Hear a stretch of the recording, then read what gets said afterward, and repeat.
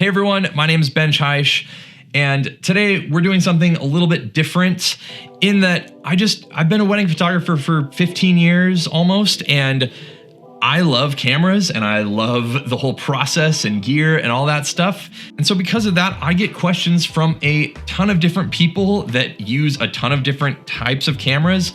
I personally own cameras from I think like 6 different manufacturers at this point.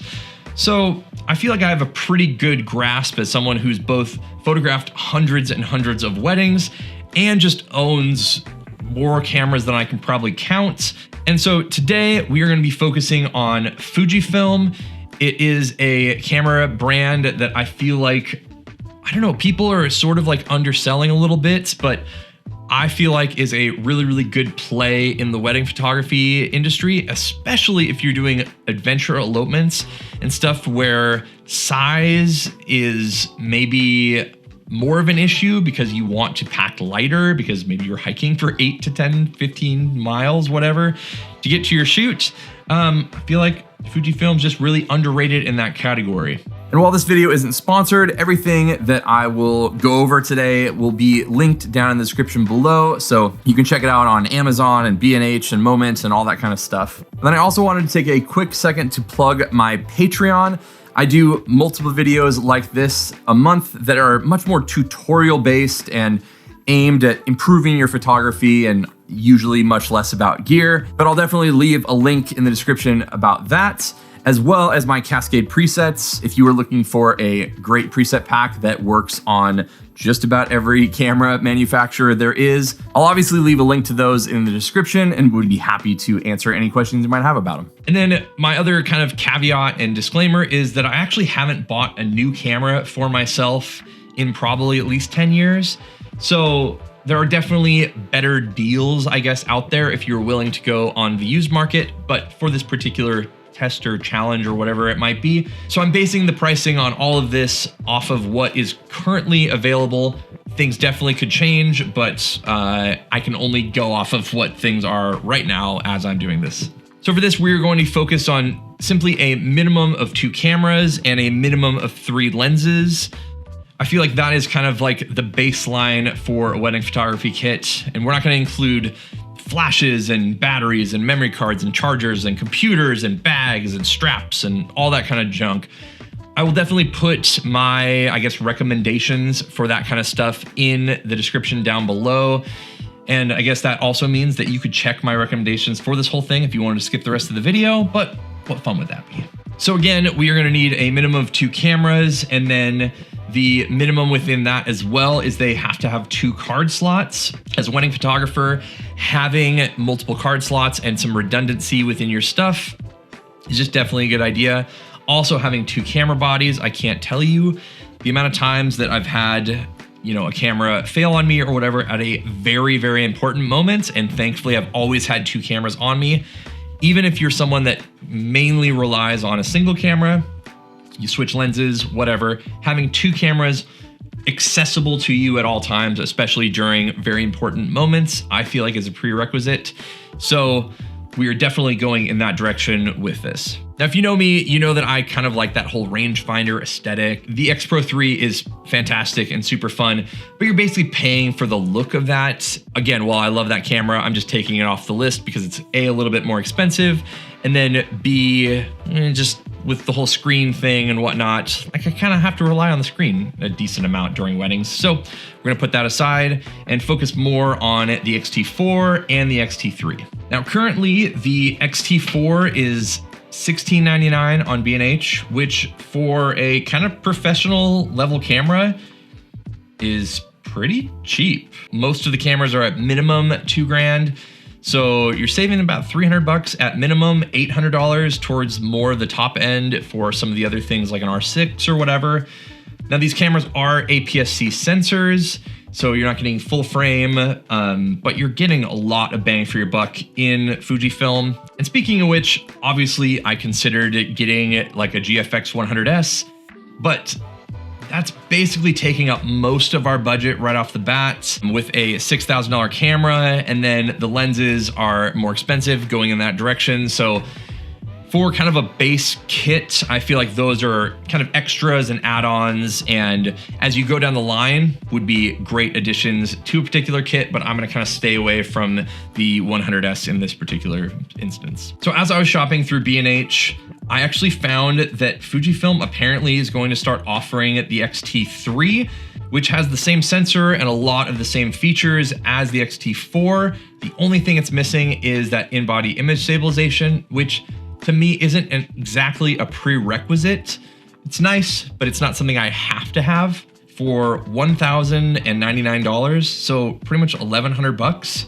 Now I know a ton of people that actually use the X-T3 as their primary camera, and I feel like doing that is gonna give us a lot of flexibility within this kit to do some other pretty cool things. The only odd part about this is you can only get it in black and they don't give you a charger. That being said, you're gonna have to buy a bunch more batteries for the Fujifilm system anyway. Then I also just feel like buying chargers that can utilize USB and power delivery from battery banks is just a better play as a wedding photographer. You just don't know if you're gonna have outlets to plug into. Honestly, I feel like the play here, as there is no X-T5 or anything like that, is gonna be the X-T3, especially with the savings you're gonna get. So we're gonna go with 2 Fujifilm X-T3s as our main camera body. Now, one of the things you're gonna run into with this whole setup here is just the idea that obviously we are going to be in a crop sensor world. So you're gonna have to just kind of convert your lenses in your head, or obviously I will do that currently. So starting with the wide angle, for me, that particular thing starts at 24, 28, and 35 are kind of like the most typical focal lengths within that. Anything wider than 24 just feels a little too exaggerated, too much distortion, all that kind of stuff. And then anything too tight beyond 35 is just, again, gonna be too tight to really capture the feeling of a venue or a day, or like just what it felt like to be there. We're definitely gonna stick with something in that 24, 28, 35-ish range. Now Fujifilm does make a 16 1.4, an 18 1.4, and a 23 1.4, which are the things that basically convert to a 24, a 28, and a 35. Now their 18 is pretty much the most updated lens in this system, along with a new 23 that they have. I feel like 28 is just a really good focal length. It is the focal length that I use and is, you know, what people are getting more and more used to with the iPhone nowadays. So we're gonna stick with an 18, which converts to about a 28, and go with the new 18 1.4. And then for our standard lens, I typically equate that to be a 50. Fujifilm does have a lot of offerings within that system. And then they just recently announced, it's not even out yet, the 33 1.4. That lens comes in at $799, which I'm sure is probably gonna be the cheapest 50mm equivalent out of any of the lenses that I'm gonna do in this series. Again, with Fuji, you're sacrificing a little bit of sensor size, but you're getting a lot of bang for your buck. So we are definitely going to go with the 33 1.4 as our standard lens. And then for a telephoto, for me, that is anywhere from like 75 at the very low end to 85 is the most common, up to like 105, 135, stuff like that. I feel like the thing that pairs best with this in particular is going to be the 85, probably just the most versatile. And Fujifilm makes a 56 1.2.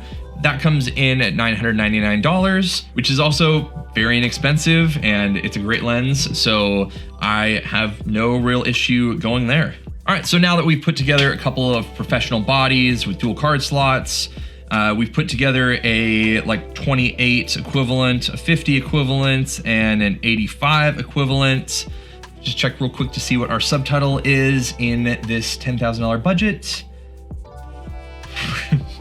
And so for this kit in particular, which I would say is a full wedding kit outside of lights and flashes and memory cards and all that kind of stuff, but this comes in actually under $5,000 at $4,996, which is at least half price of everything else that I've done in this series so far.